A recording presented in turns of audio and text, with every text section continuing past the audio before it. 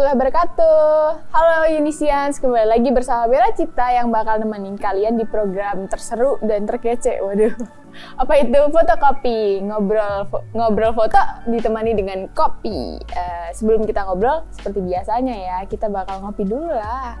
Nah, tentunya kita ditemani dengan Mas Boy lagi. Nggak pernah bosan karena banyak banget ilmu dan pengalaman Mas Boy yang bakal kita serap di episode-episode ini. Oke, jadi kita langsung aja ngobrol. Tapi ngopi dulu. Asik. Oke. Emang kalau ngobrol tuh harus ditemenin kopi biar nggak seret juga ya.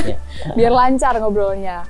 Nah, kemarin kan kita udah bahas tuh tentang basic-basic fotografi, yang kita bahas tentang teknis juga. Nah, sekarang kali ini kita bakal ngobrolin tentang pengalaman Mas Boy di jurnalistik. Nah, aku pengen tanya nih, pengalaman selama 2001 Mas Boy udah masuk ke bidang jurnalistik fotografi. Itu gimana sih Mas Boy pengalamannya? Oke, dari 2001 itu kebetulan yang suatu pengalaman yang tidak bisa saya lupakan itu adalah yang jarang orang melakukannya adalah ketika saya mengalami masa-masa transisi dari konvensional ke digital. Itu adalah suatu pengalaman yang luar biasa. Kenapa? Karena ketika kita beralih ke digital, setelah kita penguasaan analognya kuat, maka kita tidak akan mengalami kesulitan dalam menggunakan kamera digital. Jadi sebagai dasar fotografi memang kita kalau bisa kita memang harus menguasai kamera konvensional dulu. Sebenarnya analog sama digital emang lebih susah analog ya, Mas Boy. Dari Mas Boy sendiri gimana pengalamannya pakai analog terus akhirnya kok pakai digital? Terus agak ada yang kaget nggak atau malah langsung kayak oh ya udah cekrek gitu? Sebenarnya yang membedakan adalah waktu prosesnya ya. Ketika kita menggunakan kamera analog itu lama di prosesnya pasca pemotretan karena mereka harus cuci, cetak, masih di scan kalau harus dikirim via internet. Itu prosesnya agak panjang, bisa 5-6 jam bisa lah untuk sampai ke dapur redaksi. Tapi ketika kita menggunakan digital itu prosesnya sangat cepat. Kita motret, transfer komputer, udah sampai redaksional. Itu keunggulan di digital itu dia lebih cepat di prosesnya. Jadi tapi kalau misal perbedaan sih dulu kan masih banyak apalagi 2001 tuh belum banyak digital gitu ya, kayak koran online elektronik gitu, kayak informasi lewat elektronik lewat handphone gitu-gitu belum banyak kan Mas Boy. Nah Mas Boy sendiri ada nggak sih perbedaan kalau foto jurnalistik di dalam kayak mau majuin ke media cetak seperti koran atau majalah atau apa itu daripada ke digital yang kayak lewat handphone gitu-gitu? Ada perbedaan fotonya nggak, cara foto kah atau?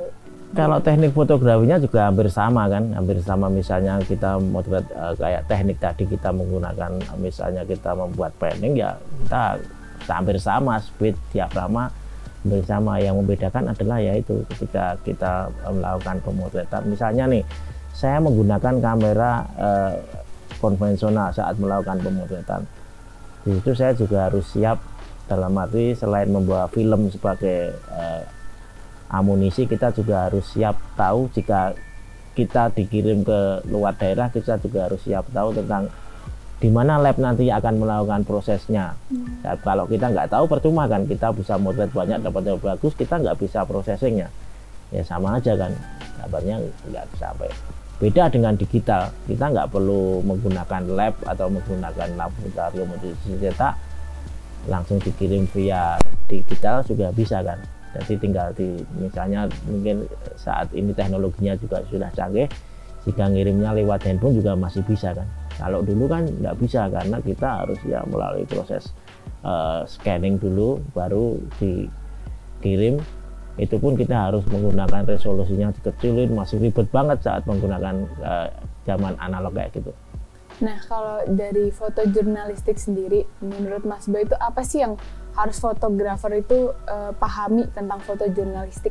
Ya, kita bicara foto jurnalistik berarti apa toh itu fotografi jurnalistik itu? Nah, akan kita pelajari adalah foto yang merepresentasikan suatu peristiwa di mana fotografer berada di tempat tersebut sebagai pelaku yang merekam melalui media fotografi. Nah, jadi dalam fotografi jurnalistik itu adalah kita sebagai pewarta foto itu kita juga penyaksi sejarah.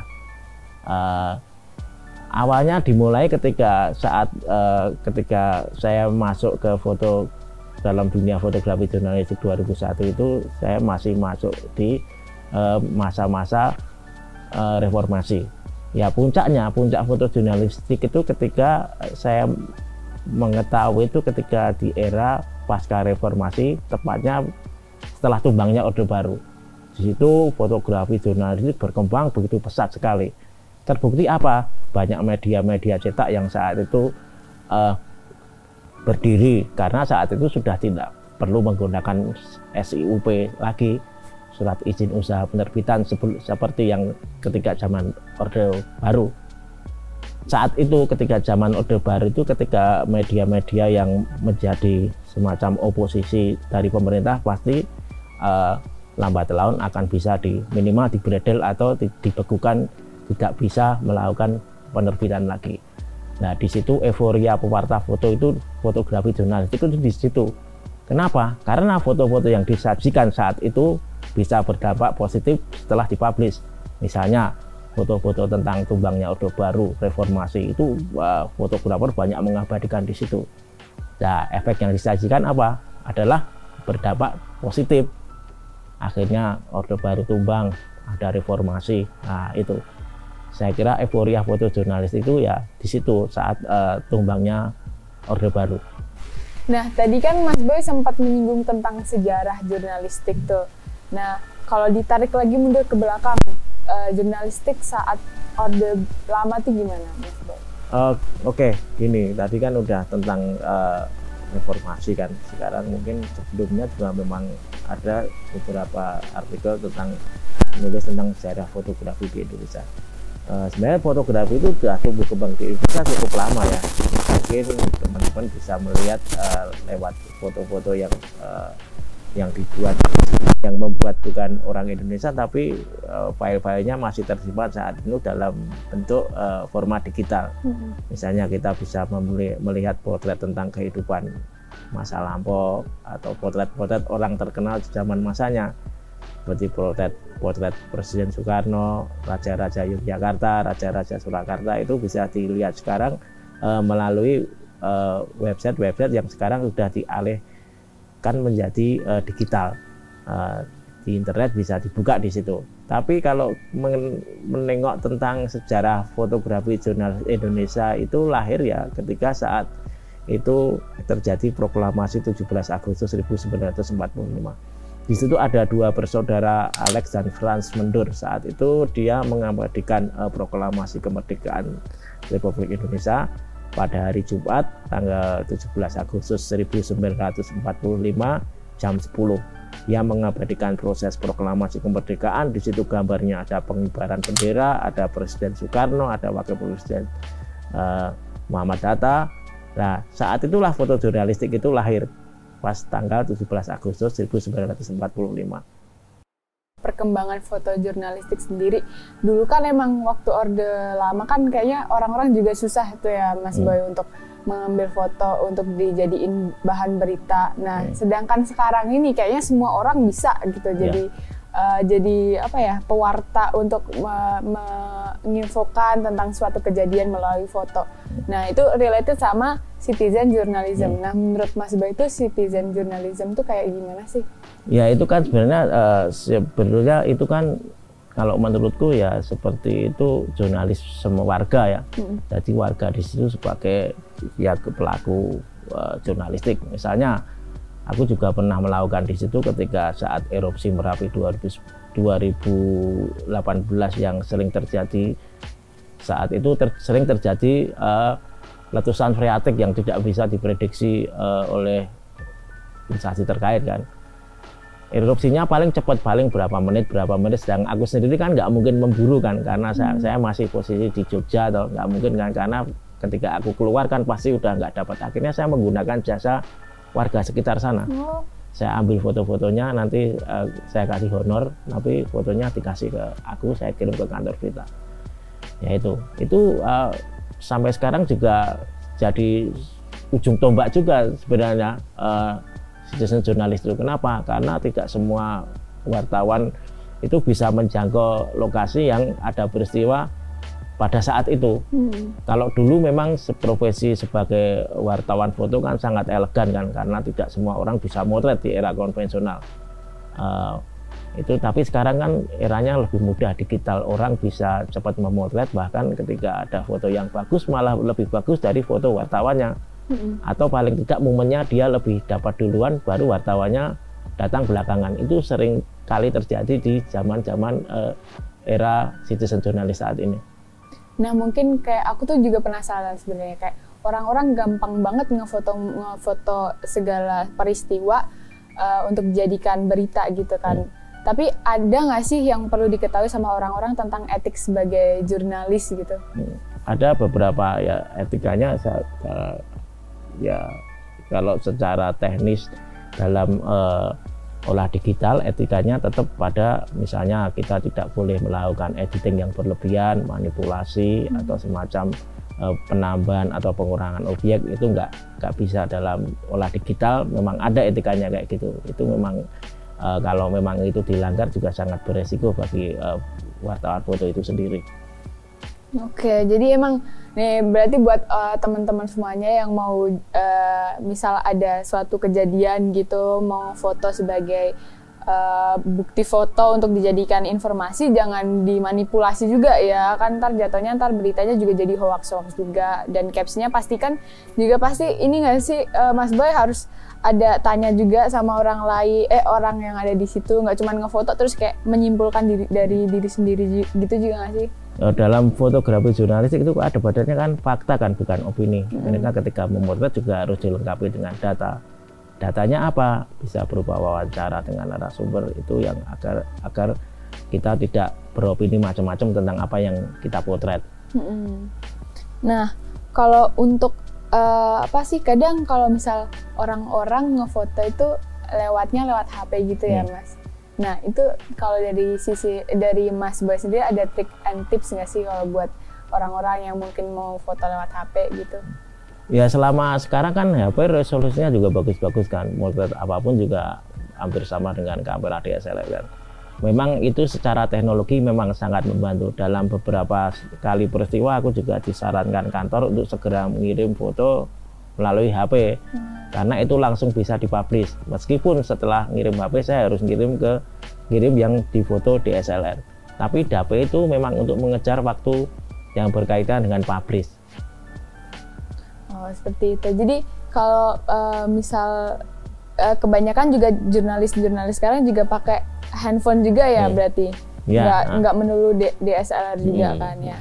Nah terus kalau aku mau tahu nih, kayak pasti ada dong sesuatu ilmu dari jurnalis yang mungkin Mas Boy mau sharing ke teman-teman juga, karena aku sendiri juga kan kurang paham tentang fotografi jurnalistik tuh. Nah mungkin Mas Boy mau sharing sesuatu tentang ilmu-ilmu. Selain tadi yang pada pertemuan sebelumnya yang kita bahas tentang teknis, ada beberapa kategori foto jurnalistik. Dalam arti yang perlu teman-teman ketahui ya. Misalnya kita mulai dari penyajian dulu. Ini saya punya koran, ada koran Kedaulatan Rakyat. Ini dia memasang foto tentang Labuan Gunung Merapi yang barusan. Ini dipublish di halaman depan. Ini salah satu penyajian foto jurnalistik itu kayak gini. Jadi disajikan dalam dua bentuk. Kalau ini disajikan satu, berarti ini disajikan dalam bentuk foto tunggal atau single. Nah, itu jadi penyajian foto jurnalistik itu ada dua, foto single sama foto jamak. Yang foto jamak adalah ada beberapa. Jamak itu berarti dalam bahasa Indonesia lebih dari satu foto kan? Iya. Misalnya ini fotonya jamak. Ini adalah satu peristiwa tapi ada 1, 2, 3, 4, 5, 6, 7, ada 7 foto. Jadi penyajian foto jurnalistik itu ada dua, single dan jamak, atau ini lebih populer disebut foto story kayak gini. Dalam media cetak beberapa koran juga memasang kanal untuk foto cerita kayak gini. Biasanya di koran Republika ini dia ada halaman Rana. Di situ dia di Jakarta Post ada feature, dia juga memasang foto-foto yang sifatnya lebih dari satu. Itu foto-foto ini disajikan dalam bentuk foto-foto yang jamak karena lebih dari satu. Nah, bentuk penyajian untuk kategorinya, aku juga ini punya ada koran lagi KR juga.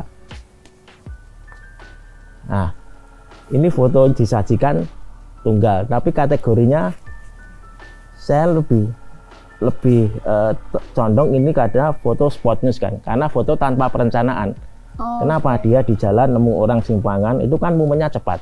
Fotografer sempat menangkap di situ. Jadi foto-foto kategori foto jurnalistik itu ada 4, ada spot news, general news, feature, dan foto cerita. Kalau spot news itu disajikan dalam foto-fotonya lebih ke foto tidak terduga, tanpa perencanaan. Misalnya ketika nemu orang simpangan ini kan momennya juga cepat kan, ini nggak direncanakan. Jika fotografer di jalan nemu, dia langsung berhenti memotret. Ini untuk kategori foto spot news. Beda lagi dengan foto-foto yang ini, ada koran Jakarta Post. Dia memotret vaksin ini kayaknya. Dia lebih, ini foto-fotonya berbeda dengan yang spot news tadi. Kalau spot news tadi kan direncana. Kalau general news, yang spot news tadi kan tanpa perencanaan. Kalau foto general news ini direncanakan. Pastilah fotografer ini akan merencanakan ketika akan ada, di sana akan ada vaksin COVID-19. Akhirnya mereka datang ke lokasi untuk memotret. Akhirnya jadilah ini foto general news. Jadi berbeda dengan yang spot news ya. Kalau ini direncanakan, kalau spot news tadi tanpa perencanaan. Ya, kayak kalau yang spot news itu kayak tiba-tiba aja ada kejadian itu terus difoto gitu ya. Ya, dia tanpa perencanaan, seperti Bella ketika jalan-jalan misalnya yang Malioboro. Di Malioboro ketemu orang naik kuda, ada yang jatuh gitu, langsung potret, itu kan refleks. Itu berarti spot, nggak ada perencanaan kan itu. Misalnya Bella lagi jalan-jalan ke jalan depan UIN, ada demo, ada lempar-lemparan batu, itu masuk apa itu? Berarti spot itu terus spot ya, berarti karena langsung tiba-tiba nggak ada perencanaan. Kan nggak ada rencana motret kan Bella di situ. Nah, ketika nemu di situ, dipotret aja. Itu untuk kategorinya, kategori spot news, general news. Sekarang foto-foto feature. Ini di harian Kompas. Ini foto ini nggak ada kaitannya dengan peristiwa, tapi ini kejelian fotografer aja menangkap momen human interest yang kuat. Akhirnya foto ini tanpa berencana, tinggal dikasih caption. Kalau yang general news tadi kan minimal dia ada berita, artikel, tulisannya. Kalau ini kan nggak ada artikelnya, nggak apa-apa, kita bikin captionnya aja. Dalam pembuatan caption kita bisa menggunakan metode 5WH1, itu nggak apa-apa. Atau yang paling simple jika nggak bisa 5WH1, cukup menggunakan metode belajar bahasa Indonesia. Subjek, predikat, objek, dan keterangan. Itu udah cukup untuk caption foto. Itu ketika yang kategori keempat seperti tadi. Ini foto cerita, jadi disajikan lebih dari satu, tapi dalam satu rangkaian ya. Jadi itu ya, kira-kira masih ingat nggak apa kategori foto? Nah itu aku kayak feature, foto cerita, general apa tadi ya Allah, lupa tuh. general apa ya? General apa Mas Bang? Nggak tahu. Aku ingatannya tuh pendek kalau itu. General news. Ya, general news sama spot. Nah kan cuma ingat spotnya doang. Spot news. Nah ya ada 4 itu ya. Jadi kalau teman-teman belajar, ingin ketika menemukan misalnya teman-teman ada yang di jalan nemu laka. Wow, itu termasuk spot news berarti. Teman-teman mau memotret Pelabuhan Gunung Merapi. Berarti dia general news karena dia rencana. Teman-teman nemu orang-orang patung-patungan manusia perak di jalan-jalan itu. Nah, itu kan feature kan, itu berarti maksudnya kan feature dia kan. Karena dia nggak ada kaitan dengan berita kan. Pasti ada penulisan di situ kan. Di situ yang terakhir adalah foto cerita ini. Nah, related juga sama kalau misal Mas Boy, para wartawan kalau misal mau ngajuin foto ke sebuah media, publisher gitu, apakah Mas Boy sendiri udah tahu kayak kriterianya tuh gimana sih biar fotonya tuh diterima sama redaksi, terus gimana sih di belakang layar redaksi itu dalam memilih sebuah foto untuk ditampilkan di koran atau di berita gitu? Ya untuk itu ada tim editornya ya di situ. Misalnya saya ditugasi motret demo, ada demo di gedung DPR gini-gini. Ya saya tentunya akan motret yang banyak kan, karena nggak mungkin saya motret satu, pasti juga nggak ada pilihan kan. Misalnya saya motret 10, paling dipakai 1 atau 2. Itu pun itu saya harus juga menyesuaikan halaman kan. Dalam halaman koran kan ada potret dan landscape. Jadi tergantung halamannya. Kalau kita menggunakan halamannya untuk ya, foto kebutuhan yang digunakan adalah potret, ya kita harus ada foto vertikal juga. Jangan kita seluruhnya motret itu horizontal semua, jangan, karena suatu saat kan ada juga kebutuhan untuk layout kan. Misalnya untuk kebutuhan cetak rata-rata kan ada vertikal sama horizontal, tapi untuk kebutuhan online lebih banyak foto-foto yang horizontal, karena itu berkaitan dengan halaman kan. Jika halamannya banyak menggunakan foto-foto potret kan juga nggak terlalu asik kan websitenya. Berarti emang dari redaksi sendiri emang harus kalau mau ngajuin foto-foto tuh harus banyak macamnya ya, nggak cuman potret-potret semuanya gitu kan, Mas Boy, bener? Ya, jadi dalam nanti ada seorang editor foto yang bertugas untuk mengurusi pemilihan foto itu. Misalnya foto-foto ini terlalu vulgar, terlalu sara, udah nggak usah dipakai, pakai aja yang pilihan kedua. Pilihan kedua banyak menampilkan editorial, iklan apa, udah pakai aja foto yang ketiga. Jadi setiap saya mau motret peristiwa itu pasti nggak mungkin fotonya satu, pasti lebih dari satu, bahkan bisa sampai 10 sampai 11 12 juga bisa kan, kalau memang foto itu karena yang digunakan fotonya kan akan mengalami proses pemilihan yang dilakukan oleh editor foto. Nah, berarti menariknya itu yang perlu digarisbawahi kalau foto jurnalistik juga nggak boleh mengandung sara ya, Mas Boy ya, biar kalau masuk juga nggak menyinggung satu pihak manapun. Nah, sebelum kita menutup episode kali ini, karena kita ternyata udah panjang banget ya ngomong kita dari A sampai Z ternyata tentang jurnalistik dan sebagainya. Nah, aku pengen tahu nih tips and trick dari Mas Boy untuk teman-teman yang mungkin mau masuk ke fotografi jurnalistik tuh gimana? Oke, buat teman-teman yang ingin menekuni fotografi jurnalistik, sebaiknya teman-teman lebih banyak sering berlatih, karena fotografi itu bukan suatu yang instan, tapi harus melalui proses yang sangat panjang. Jadi sering-sering berlatih, sering-sering mengupdate info dan memperbaiki teknik-teknik fotografi dasar agar foto-foto yang dihasilkan dan visualnya sangat menarik. Gitu. Itu tadi tips and triknya dari Mas Boy tentang foto jurnalistik. Buat teman-teman yang mau mungkin nih jadi jurnalis ya, perlu ditekanin lagi kalau semuanya itu butuh proses ya, Mas Boy. Nah, segitu kita udah cerita banyak banget tentang jurnalis. Tapi sebelum kita nutup ini mungkin boleh minum kopinya lagi. Ngomongnya panjang banget soalnya kita ya. Terima kasih Mas Boy sudah menyempatkan waktunya terus untuk ngisi di fotokopi ini. Tapi kita masih ada episode-episode selanjutnya, tentunya bakal bahas yang menarik tentang fotografi juga, dan tentunya dengan pembicara-pembicara yang juga hebat-hebat. Jadi ditunggu aja, jangan lupa buat teman-teman buat like, komen, dan subscribe channel Unikopsi ini. Sampai bertemu juga di fotokopi di episode selanjutnya. Saya Bella Cita, pamit undur diri. Assalamualaikum warahmatullahi wabarakatuh. Bye-bye Indonesians.